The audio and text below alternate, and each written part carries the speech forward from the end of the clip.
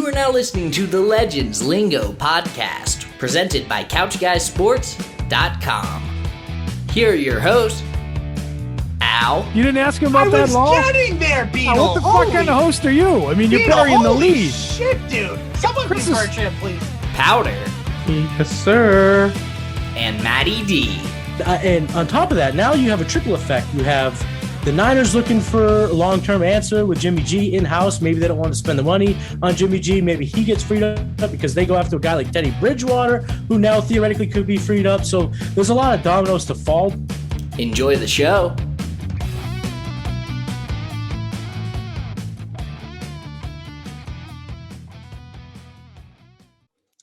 What's up, everybody? Welcome back to Legends Lingo Podcast, episode 119. As always, we are presented by the luxurious website of CouchGuysSports.com. Everything on Couch Guys Sports. We have blogs, we have podcasts, we have our Twitch channel, we have our YouTube channel, everything else in between. I'm your host, Al Nahigian, alongside Tom Powder Cadmus and Matt DeRozier. Guys, what's up? Nothing, Al. How are you doing tonight? I'm good. It's another night in the podcasting world, Powder, but we're here. We're doing this. Matty D, what's up, buddy? Not a whole lot. Very excited to talk some NFL draft. It's a pretty busy time for sports, so this is pretty cool. Very busy time for us. Very busy time for our guest as he has joined us. He is a former Legends Lingo guest, and he is also the voice for the Patriots on the radio. It is none other than Bob Socci himself. Bob, good to see you back. Thank you for joining us, and please don't apologize again because we get it. It's all good. Well, it's good to be with you guys again. My pleasure. And it's great to have the draft behind us. I've always said, since getting this job to call the Patriots, the best part about the job in terms of player speculation and trying to come up with theories, draft, hypotheses, etc., is that I really only have to worry about the guys they've taken. I don't have to worry about the guys they're going to select. Now that part of it's over, we can prep for the season and get excited about it. Exactly, because there's a lot of big things to be excited about with this Patriots team. We are going to be talking about the draft, about everything else. Mac Jones is a Patriot. Yeah. And before we start everything, I said that I was going to do this, so I'm going to make a statement on the record. Let me get my my notes here, because I got to make sure that this is a very formal statement. So if you give me 30 seconds, I will make that. I, the host of Legends Lingo, Al Nahigian, was admittedly upset on Thursday night of the NFL draft. I was hurt. I was frustrated, but it was not for the reasons you may think. On Thursday night, the Patriots drafted Mac Jones, and I looked defeated, dejected, and everything else. But when I sat back and I looked at everything and I thought about the situation, the Patriots came away with a great prospect, a national championship quarterback. And honestly, I was just upset because I thought the Patriots were going to trade up to get Justin Fields. So my liking of Justin Fields overshadowed how good Mac Jones really was. To all the fans of Couch Guy Sports, our Twitch channel, and our podcast, I am deeply sorry, and I hope you can forgive me. Yours truly, Legends Lingo host, Al Nahigian. Very big of you, Al. I said I was going to come out with a statement. I came out with it. I'm going to stick with it. So, obviously, Patriots had the 15th pick in the NFL draft. They didn't move up. Nothing happened. They took Mac Jones, quarterback out of Alabama. Obviously, won the national title, had the highest completion percentage of really any quarterback in college football, the 77% completion percentage. And he's the Patriots guy. I mean, plain and simple. So I kind of want to start with you, Bob, because you've obviously been paying attention. You're around the team and everything. Just overall initial reactions to the Patriots taking Mac Jones and what kind of you expect in the short-term and long-term future. Well, and I thought it was unlikely going into the draft that the Patriots would make a bold move into the top 5, 7, thinking that Mac Jones was going to go number 3, like so many others, to San Francisco. Mm-hmm. But my hope was, honestly, the week before the draft or so, that maybe the Patriots could seize on an opportunity if Trey Lance slipped back a little bit. Once you got to 4 in Atlanta and teams started to draft at other positions, although there was that possibility, of course, that some of those teams in that 4 to 9 range from Atlanta to Denver might take quarterbacks. And as it turns out, of course, San Francisco goes with Trey Lance, and he reportedly was their guy all along. So, for the Patriots to be at number 15 and to be able to select Mac Jones. Not that I thought he was worthy of the kind of price that the Patriots would have had to pay to guarantee that they could get him in the top 5, but nonetheless, to be at number 15 and to be able to draft a quarterback who fits the description of what Bill Belichick looks for in a quarterback extremely well. To me, it's a situation where I think he had to be in the right situation to succeed. San Francisco was one of those situations. And I think the Patriots are a good situation for the quarterback. But I also think he's a good quarterback for the Patriots, if that makes sense. You look at the draft notes, for example, and I just made a comment about these circulating online on Twitter, and I read them on our Sunday football show with Ted Johnson about what Belichick has long sought out of the position. And Daniel Jeremiah, former scout with the Baltimore Ravens, and of course, a draft analyst on NFL Network, does such an outstanding job. While he was with the Ravens, got a hold of some draft notes from the Browns organization, and Belichick really established the grading system and the player evaluations that Ozzie Newsome brought to Baltimore, of course, from Cleveland. And these were draft notes that were basically dictated from Belichick's thoughts, philosophies on players at various positions. And here's what he had to say about the quarterback. Number one is to make good decisions. Yep. And then it's arm size, physically tough leadership. Guys, you got to have leadership. Guys look up to and have confidence in. A real competitor, accurate rather than a guy with a cannon. Emphasis on our game will be on decision, timing, accuracy. Guy needs to be confident and intelligent. It's important, but not as much so for as a field awareness and judgment. You can't be sloppy fundamentally, unsound with ball handling, technique, etc. Footwork, drops, release, etc. Quarterback has to be able to throw the ball with accuracy. You see the term accuracy over and over again. You think about intelligence, you think about leadership, and then you start to compare those, those qualities that are sought in that job description with the characteristics that Mac Jones brings to the Patriots. He's got a long way to go, obviously. But a lot of people believe that he had a pro floor, a high floor, and maybe was the most pro ready. I don't know about that, but I do know that this is a guy that played extremely well in his one season, full season to start at Alabama after going into a very difficult set of circumstances the previous year, of course, when Tua got hurt. He bounced back from some adversity, threw a couple of pick sixes in the Iron Bowl against Auburn. So I think he showed a lot of toughness physically and mentally. His teammates gravitated to him. You got to give him a lot of credit for that.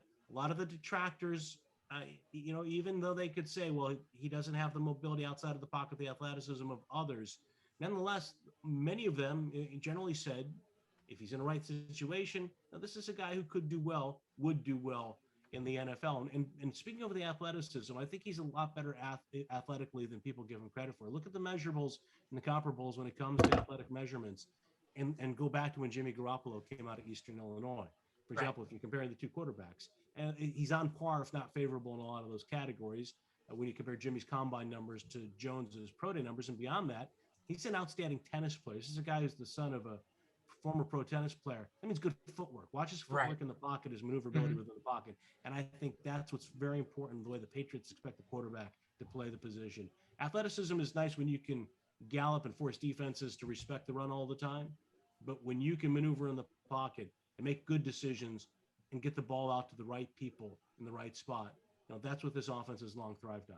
And that's one thing, and Bob, you brought it up, and I think it's a great point, is the in-pocket awareness that Mac Jones has. He has a good feel for the pocket, and he's able to make some great throws, whether it's, fade to the end zone, long ball, whatever it is. So I like it. I love the pick. I want to hear from these guys really quick. Powder, to you, initial thoughts, Mac Jones, New England Patriots.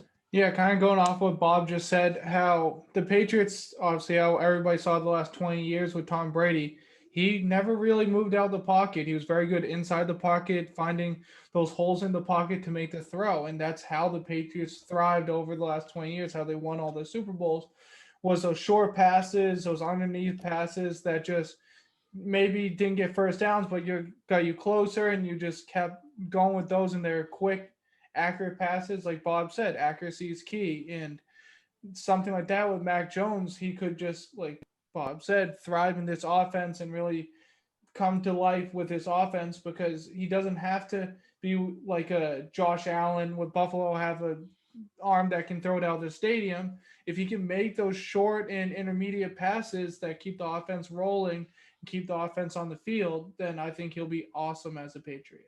Yeah, and his deep ball accuracy was better than some of the quarterbacks who've come out and been drafted extremely high the last couple of years. And granted, I know he's played with two top-tier talents at wide receiver, two picks taken in the first round ahead of him, Devontae Smith and Jalen Waddle. Yeah, right. But, I look at Joe Burrow at LSU, and I'm not comparing Mac Jones to the number one pick. No, of course not. But he played with Chase. He played with Jefferson.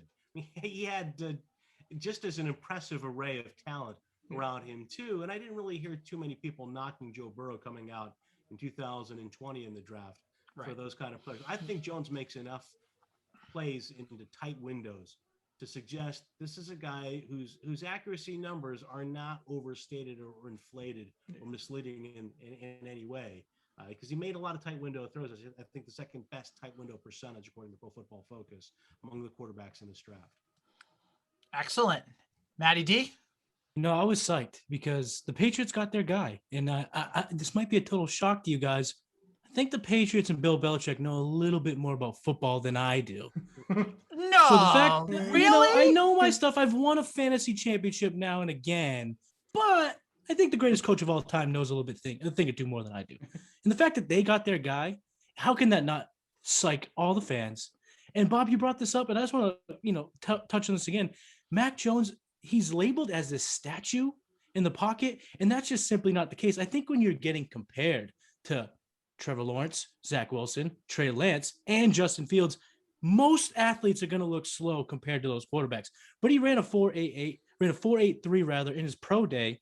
Anything sub 5 is pretty good, for a quarterback in terms of being able to move in the pocket. So for all the things you guys said, I don't know how you Patriots fans can't be excited about Mac Jones being in Foxborough. So I kind of want to go off that because obviously, so now the Patriots have their long-term answer as of right now, a quarterback. We know Cam Newton's going to be the starting quarterback in 2021. Bill Belichick came right out and said, Cam's our guy. He's going to be our starter. My question is starter for now. Exactly. What's it take? Bob, hold on, Bob. I think you're going to like where I'm going with this. Hold on. Stick with me.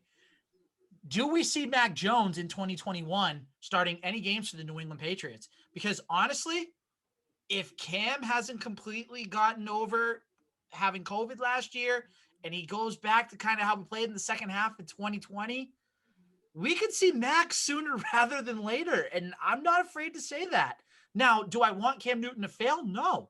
Because you think about everything he went through last year. He came in late. He had to learn a whole new system. He had to learn a whole new playbook in a completely different environment. Didn't have the weapons. But now you add two of arguably the top 7 tight ends in the NFL in Jonnu Smith and Hunter Henry. You added Nelson Aguilar as a deep threat. You added a guy that can play in the slot in Kendrick Bourne. You added a ton of talent on defense. Your offensive line is good. There's no excuses for Cam this year. And I think everybody here can agree there are no excuses left. Because if Cam, put it this way, if Cam fails, then it's not going to look good, and then you need to bring Mac in. So, Bob, I don't know if you have a thought on this, just really quick. Where do you see Mac Jones fitting in as far as actual playing time with the Patriots? Yeah, we've talked about this a bit as well the last couple of days on and off the air. The beauty of taking a quarterback at 15, and again, I understand the math and the history suggests that you're best off to get the quarterback in that top 10 to top 12 range. But in the case of Jones, at least at 15, and again, with the Patriots and Jones seemingly fit for one another, and how he develops, of course, will determine whether or not it truly is a great fit. But the beauty of it is that there isn't that pressure, of course, to rush that guy in there. When you take a guy like Joe Burrow, Trevor Lawrence, the full expectation is he's going to start. And then usually that's for a reason, because when you're picking number 1 at the top of the draft, it's a bad team. But in the case of Jones, there's not that rush, but at the same time, you can, if he develops and he competes well enough in preseason, assuming there will be preseason games after training camp, and proves that he's the better quarterback at the outset. Or of course, if Cam falters early in the year or at some point during the season, and Jones proves that he's ready for the opportunity in the coach's eyes, and then you can certainly justify that as well. I think Cam Newton right now is the expected starter for a variety of reasons. But I think the main reason Bill Belichick said what he said in his opening statement, and later when he was asked about it again during his post-draft press conference, is that I think right now he wants to eliminate all the questions.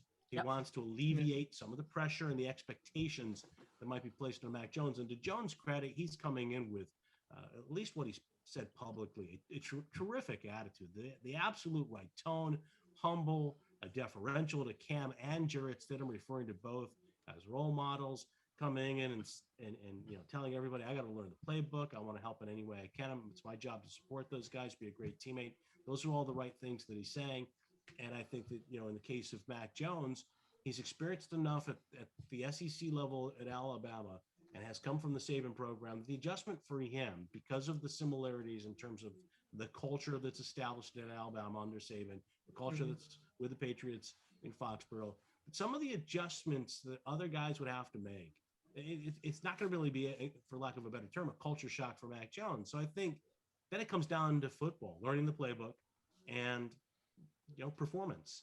And so you eliminate some of those other challenging factors that I think can really have an effect on guys, particularly when they come into the Patriots, where there is culture shock. Totally agree. We'll see what happens. Final question, Bob. I know you got to head out. We know you're a very busy man. We appreciate your time as always. Please check him out on Twitter at Bob Socci, capital B and Bob, capital S and Socci, SOCCI. Last question, Bob, before we let you go. 17 game scheduled next year. The Patriots have revamped pretty much everywhere. What do you have? Way too early prediction for their final record. I think they're going to be in contention for, certainly a playoff spot, which is, I'm really going out on a limb right there. No, of course. I think the division, I think Buffalo, I'm really impressed by what Buffalo has done. Really since they won the division this past year and lost to the Chiefs in the AFC Championship, they locked up the guys they needed to re-sign. They're very disciplined in terms of their approach. I think as a football team on and off the field, I love what McDermott and Bean have done with the culture of that organization. So I don't think they're going away. I do think that Miami should be a lot better, and especially given the speed now that they have. It all comes down to the quarterback there. And two, and the Jets are going to be improved. Whether or not Zach Wilson can play right away at a high level for them at quarterback, but I think again you're seeing signs with Joe Douglas. They're approaching it the right way. So the Patriots really have their work cut out for them, with Buffalo this year especially. But I think over the long term, with the AFC East, all those teams going in the right direction now with young quarterbacks they feel good about. But I think that you look at the schedule, it's not the first place schedule they had last year. Nope. It's certainly I think way too early to go win loss the way we usually do. Right. I think this is a vastly improved team. I think they've remade their team. I think the defense, I don't think you can overlook how much better the defense should be, particularly how they've addressed the front seven and especially the way they'll play against the run compared to last year when they got gashed by, of all teams, Miami, 250 plus yards late in the year from a team that really struggled to run the ball. And I think that bodes well for the Patriots on top of everything they've done offensively, and whether or not Cam Newton or Mac Jones is the quarterback and whether or not either plays at an elite level, because I think the defense and the ability to run the ball behind a good offensive line, and I think the two tight ends and developing some mismatches with those guys, I think that's going to, allow for a greater margin for error for the quarterback, or, maybe reduce the learning curve in year one for Mac Jones, where he can come in and, it's a nice situation to be in as a young quarterback where the pressure is not on you. It's going to be a lot off of play action. It's going to be a lot of handing off. It's going to be a lot of, short, quick timing passes, one would presume. And again, you're going to rely on that defense and a good special teams unit per usual for the Patriots, to keep you in games and to help you as a young quarterback overcome any mistakes that you make. Fair enough. So really quick before you leave, I got them going, and I'm just because I love doing this. It's fun to do as a fan. I got them going 11-6. And if they go 11-6, you got to have us come into the 98.5 studio and call a game with you at some point. Deal? How about if they go 16-0 in the regular season? Yeah. Oh, no, that's not possible. Come on, Bob. 11-6 might be the most Bob. mediocre prediction for us to win such a cool thing. Hold on, Matty. We're trying to make a deal here. Hold on. Yes, Bob. No, I'll come back on the podcast. We'll talk about it Oh, I again. thought Soon, you 'cause did that shortchanged you anyway. this time. I No, shortchanged you this time. No, that's I totally fair. apologize for that. No, you're good. Bob, we appreciate your time. We know you're busy. Go do your thing. We'll have you on very soon, hopefully, again. Guys, thanks for understanding. I really appreciate it. Of Yeah, course. thank you. Take care, Bob. Thank you. Bye. Bob, you're All the best. Thanks, man. Thanks, Matt. Thank you. See you later, Bob. All right, that was Bob Socci, Oh, so Voice- cool. announcer of the Patriots, voice of the Patriots, Matty D's first big guest that he's had Yeah. as part of Legends Lingo. So Bob's a great guy, very knowledgeable, as you can tell, very in-depth, thorough answers. We loved every second of it. I tried to sneak us to get us into the 98.5 studio. Sorry, Great guys. move. I tried. Great move. I think listen, even with- for a second, he might have been a little like, wait, what? Listen, it took him a second, but he was Yeah, thinking about it. yeah. He's like, you know what? That actually might be kind of fun, but no, it's all good. He was very professional with his answers. So nothing but love for Bob Socci. So we definitely appreciate it. Before we continue with everything going on in the draft, we actually have a new sponsor for the month of May. No surprise, it is a restaurant. Again, it's actually a restaurant chain, believe it or not. For the month of May, we have a featured sponsor of the month, and that is Cowbell Burgers. Cowbell has multiple locations throughout the southern Maine area. Any vacationers that are traveling to Maine this summer and this upcoming summer, you need to check this place out immediately. The Cowbell has 3 locations throughout Maine. The original location being in Biddeford, about 20 miles south of Portland and connected to Old Orchard Beach. The second one is about an hour north from the Biddeford location, which is located in Lewiston, Maine, right off the highway. And the third location is their brand new location in Scarborough, Maine, that just opened up a little over a year ago. Cowbell has received multiple accolades in the past 5 years of existence, being one of the top burgers, named one of Maine's best burgers in the past 2 years, in the #1 vacation guide magazine known as Down East Magazine. So that's a pretty big accolade that they have. Mhm. Eating at the Cowbell is a must try if you get the chance to travel to Maine anytime in the near future. Now, here's the kicker. Okay, there's a little kicker here, and it's actually great for all the Legends Lingo listeners that are listening and that are in the New England area. If you tell Cowbell that Legends Lingo sent you, that you heard from Legends Lingo about this restaurant, you go to any of the 3 locations and you say that Legends Lingo sent you, you will receive 10% off your meal at any point in the month of May. So again, go to Cowbell, tell them Legends at Lingo sent that. you. You will get 10% off your entire meal. It's pretty good. Just by saying, hey, Legends Lingo sent me. So again, 10% off by saying Legends Lingo sent you. Search them online or check them out at their website, www.cowbellmaine.com. From the burgers to the salads and everything else, they have great food. So go check out the Cowbell in Scarborough, in Lewiston, or in Biddeford. Wow. Man, Al, these ad reads just get me so hungry every time. Well, listen, when we're able to go visit Yeah. places and we're able to meet up, Matty, and we have a few places now that we Yes. can check out. So shout out to Cowbell for being our sponsor for the month of May. They are a great burger place. We have another great burger place we're going to talk about in a few minutes. Yeah. But again, shout out to Cowbell. 10% off if you tell them that Legends Lingo sent you. Go check it out. So I know Bob got the chance to answer this question, but I want to get the opinion from you two. We know about Cam Newton. He's probably going to be the starter. It sounds like, based on of everything Bob said, he said maybe there's a chance Mac Jones could start, depending on how everything falls.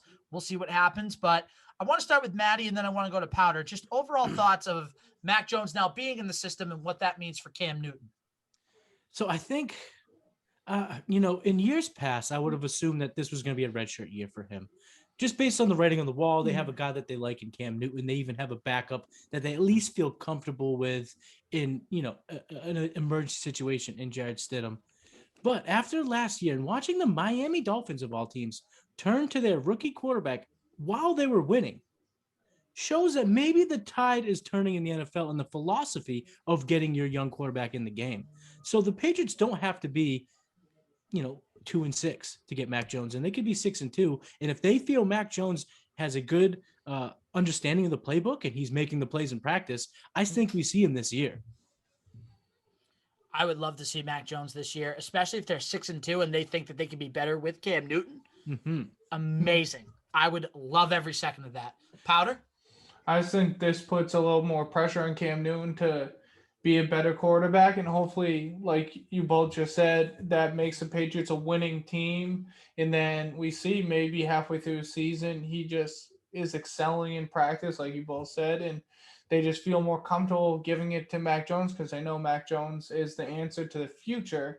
So they want to give him some time to get used to the playbook to understand, because from everything we know, like Matt said, they obviously the Patriots know more about football than we do, and obviously their playbook is probably very extensive, so probably it's going to take them a little while to learn it. But kind of like what Bob said, coming from Alabama, where Saban's system is very similar to Belichick's system, it's one of those things where it's not going to be like, oh my God, this is so hard. I've never seen anything like this. He's seen it for the last 3 years at Alabama. So hopefully halfway through the season, the Patriots are doing well and they feel they'll be even better with Mac Jones behind center. Put it this way, now that the dust is kind of settled and everything is sort of set in place, again, I'm going to say it, I'm excited to see what Mac Jones can do for the future of this team. I think especially having two of the better tight ends, having a good running game, having a solid offensive line, and we're going to talk about the rest of the drafts in a second, but Mac Jones at 15 without having to trade up and everything else, like golf clap for Bill Belichick, like bravo to Bill Belichick and the rest of the Patriots draft room. They did a great job. They knew what they wanted to do. And you know what? The funny thing is, just really quick, and then we'll move on to the rest of the Patriots draft. The Patriots wouldn't have gotten Justin Fields anyway, because Minnesota was going to take Justin Fields right before the Patriots pick at 14. Like, that's the report that came out. So I'm looking at that. It's like, okay, they were going to trade up. Chicago traded up. Yeah. And you got Mac Jones for basically nothing. Like, you didn't have to do anything. Like, if he ends up hitting on this, if Belichick hits on this draft pick and ends up being a home run, he's going to look like a genius once again. Oh, yeah. Yeah, and I don't think it can be understated. The price that San Francisco paid to move up to that 3 spot. And, if the tea leaves are correct, it was between 2 guys. It was between Lance and Jones. So if he was good enough to go 3 and he was good enough for the 49ers to give away 2 extra first-round picks to move up there, they could. That shows how Bill Belichick played it calm, cool, and collected, saw how the draft would pan out, and he played it right. And you got to give him credit when credit is due, and they got their guy, and they did not have to move up to get him. Yeah. Very, very true. So the rest of the draft for the Patriots went as follows. 2nd round, they took defensive tackle Christian Barmore out of Alabama. 3rd round, they took defensive end Ronnie Perkins out of Oklahoma. 4th round, they took running back, and I'm probably going to say this wrong, Ramondre. Is that how you say it? I think so. Okay, we're going to go with that. And sorry, Ramondre, if we said your name wrong. Ramondre Stevenson, running back out of Oklahoma. 5th round, they went with Cameron McGrone, linebacker from Michigan. Round 6, they went with Joshua Bledsoe, safety out of Missouri. Also in round 6, they took offensive lineman William Sherman out of Colorado. And then to round out their draft and Ernie Adams' career behind the scenes as a Patriots specialist in draft everything, they ended up taking Trey Nixon, wide receiver, the University of Central Florida. So, according to Pro Football Focus, which, by the way, I'm glad Bob said the full name because I was trying to figure out what that second F stood for, and it escaped my mind for the longest time. I just couldn't figure it out. I know. I hate when things happen like that. Where you're just like, wait, what is that word? What is it? Listen, I'm not paid to think past 3:30, so that's just what I'm going with. But looking at this, right? They got a guy in the 2nd round that had first round caliber talent. Yeah. Christian Bledsoe Barmore said so himself. Right. Christian Bledsoe. Barmore. Belichick. No, I got you. You're good. You're thinking. Yeah. I said Bledsoe. It's all good. Drew Bledsoe comes back to mind. But Christian Barmore in the 2nd round, great pick by Bill Belichick. This guy is an absolute freak. 6'5", 310, can be a disruptive interior rusher that can fill a void that was obviously created by Adam Butler leaving to go to Miami. So the only thing is sometimes he was lazy with practice, didn't want to go to class, all that stuff. But it's the NFL. If you don't do that, you're just going to get cut and you're going to be out of a job. But they added a defensive tackle. They added a defensive end. They added a running back. I don't know. This Stevenson kid, he's drawing comparisons to LeGarrette Blount. I'll take He's it. a priest. 5'11", 227, but he's bruising. He's a big bruising running back. And the Patriots didn't pick up Sony Michel's 5th-year option. So that's something to keep in mind. So this Stevenson kid might just come in and, get some touches when the season starts, if everything goes well. Yeah. And obviously you have Cameron McGrone, a linebacker, a safety, offensive lineman, and wide receiver. So the Patriots got depth at a lot of positions here. Yeah. Like they had a great draft here. I give it an A+. I don't know about you guys. I don't know if there's anybody that really stood out to you in that list, or I don't know if there's anybody you really liked from where they got it from. But overall, after the first round, the Patriots really did well in this draft for the first time, and it seems like in forever. Yeah, and what was so unlikely of this draft compared to many Patriot drafts was the hype delivered. They got their quarterback. They moved up in the second round and got what they believed was a first round grade in Barrymore. And right after that he was drafted, he threw out a statement on Twitter just talking about how excited he was to play with the OG Dante Hightower. Yeah. And you talked about a little bit of his red flags are practice participation and practice hustle and kind of doing the little things. Now, if you get linked up with someone you look up to, and if he looks up to Dante Hightower, that is exactly what they're gonna hope kind of gets him to be a pro. Yeah. Plain and simple. I couldn't have said that better myself, honestly, Matty. Like, seriously, bravo again. Just bravos all around. Thank you. Bravos. I wish Bob was here to hear that. He might listen to the episode. Hopefully. Shout out, Bob. You were the best. Shout out Bob Socci. Powder. Just kind of like what you said, Al, where it's just depth all around to every position. Like, obviously, Patriots have good offensive line, but you've seen in years past injuries can happen. Getting a guy who can bolster that and help that, and then, like you both talked about, the defensive tackle Barrymore, it's just getting a first round talent in the second round. It's just huge, and I think he's going to be a huge help.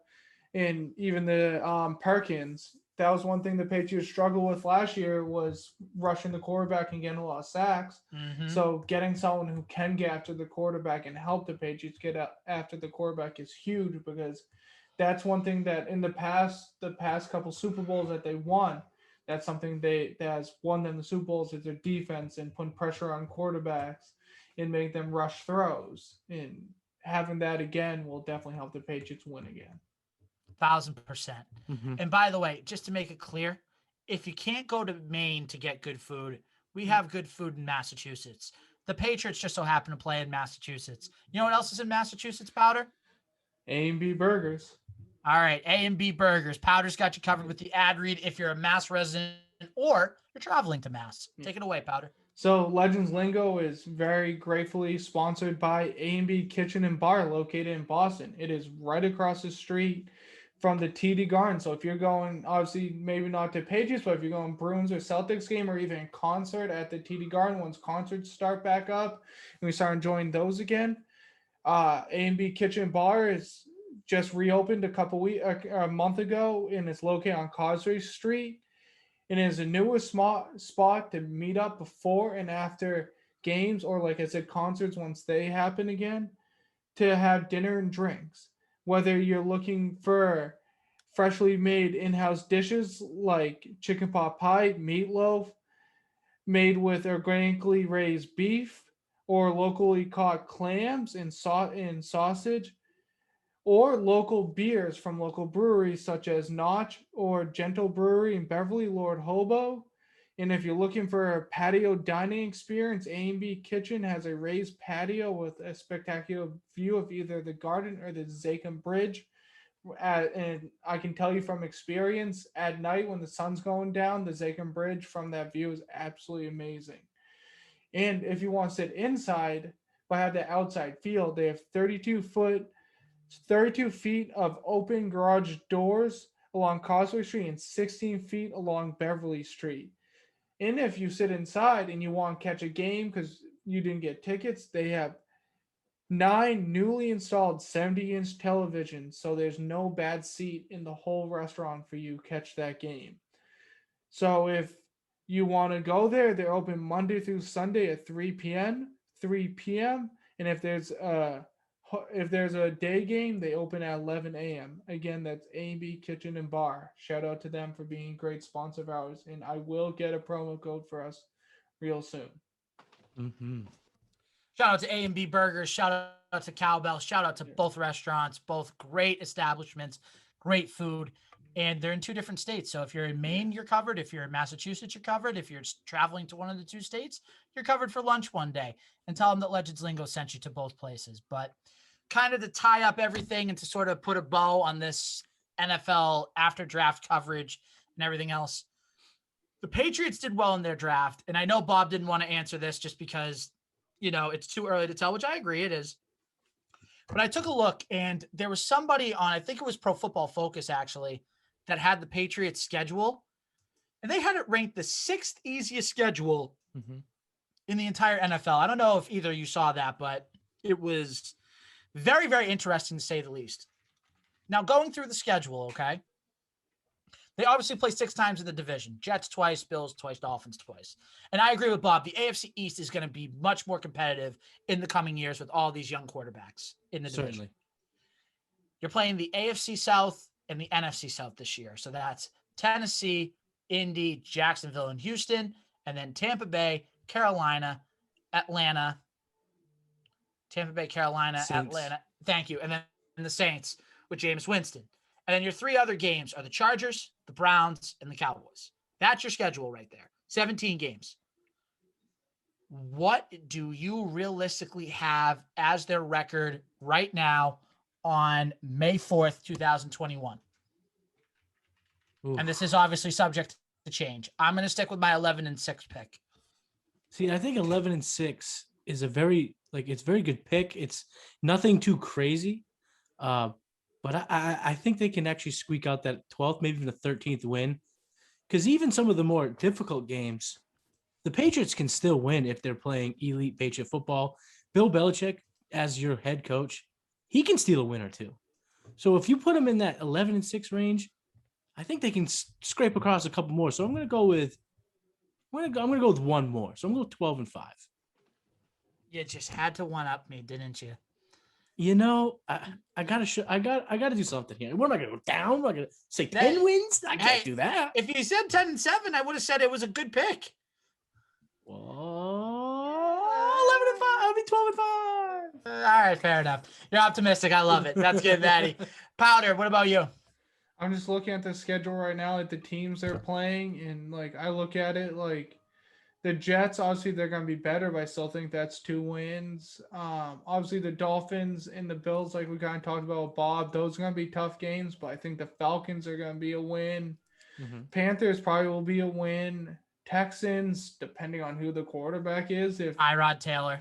Yeah. That whole team seems like a dumpster fire right now. I can't imagine the Patriots losing to them. That's probably a win, and depending on how Trevor Lawrence is playing, but that's at Gillette, and Belichick with rookie quarterbacks. He just the Saints too, I think, with Jameis, because they don't have Drew Brees anymore. I know, so that could be a win. Obviously, the Buccaneers, that's going to be a tough game. The Browns is at Gillette, so especially everybody's projecting that's going to be full capacity, and with a full capacity Gillette crowd, those games. So yeah. I think I might go with Matty right here and go 12-5. I think they have a chance to be a very good team. If obviously everything falls, they stay healthy and all that stuff, I think they have a chance. Like Bob said, I don't know if they will win the division because the Bills, I think, just are the best team, but I think they'll be better than Miami. I think they'll be the second place team in the division to earn a wild card spot. So, and I think just really quick, and then we'll kind of wrap everything up. I think with that Cleveland game, it all depends on what Cleveland team you get. If you get the Cleveland team that played the way they did in the first half last year at Tennessee, that's a tough team to beat. Yeah. But if you're playing against a Cleveland team that played against the Raiders at home where they only scored 6 points, then you should be able to beat them. I think the Cleveland Browns, although they have good talent, they are almost like a Jekyll and Hyde kind of team where they're really good one week and they're bad another week. They're up and down the whole way, but their schedule was easy last year too. But we're not going to get into that. We're not a Cleveland Browns podcast. We are a Boston sports podcast, and we like winners, not losers. Sorry, Cleveland fans. And I like the Browns. I do. It's fair. I really do like the Browns, but that's where we're going to end this week. Again, very Patriots heavy the last couple of weeks. The next couple of weeks are probably going to be, I would say, more Bruins and Celtics favored with some Red Sox thrown in because the Bruins and Celtics are heading into the playoffs. Shout out to the Bruins for clinching a playoff berth in the Eastern Conference playoffs. And the Celtics are going to be in there somewhere, but knowing them, they're probably going to be like the 9th seed in the play-in tournament, and I'm going to be upset and mad and bitter and everything else. But we'll deal with that when the time comes. But, boys, any final thoughts before we sign out for the night? No, just can't wait to see what happens with the Patriots and their quarterback situation. All that's very exciting to be a Patriots fan right now. I know obviously 2020 was a down year, but we believe in Belichick. Believe in Belichick, believe in the crowd coming back because the crowd is going to be back in full capacity, like Powder mentioned. Matty D, any final thoughts before we head out for the week? I'm just going to second what Powder said because I think he hit the nail right on the head. All right, fair enough. Short, sweet, and to the point. Again, check out everything, couchguysports.com. Listen to the beginning. You'll know where everything else is. Shout out to Cowbell Restaurants in Maine. 10% off if you tell them Legends Lingo sent you. A&B Burgers in Boston. We're working on a promo code to get everything else going there. So hopefully we'll have something very soon. Keep an eye on the website because we have some big things potentially coming. If all works out according to plan, there could be some sponsors in there. I don't know. We'll see. But if nothing else, for episode 119, Tom Powder Cadmus, Matty D, Matty DeRozier. I'm your host, Alan Dehegan. Thank you for listening. Thank you for watching. Rate and subscribe everywhere. iTunes, Spotify, SoundCloud, Couch Guy Sports YouTube, everywhere else. We'll see you next week for episode 120. Yes, sir.